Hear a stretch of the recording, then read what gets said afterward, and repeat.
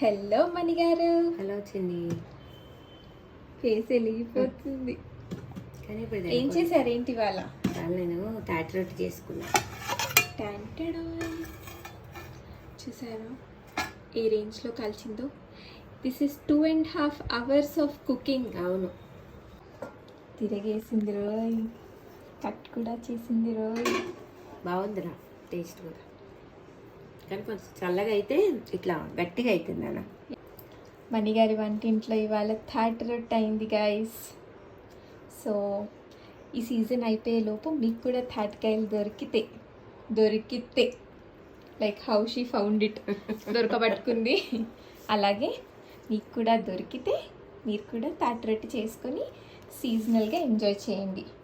Bye bye Chinni.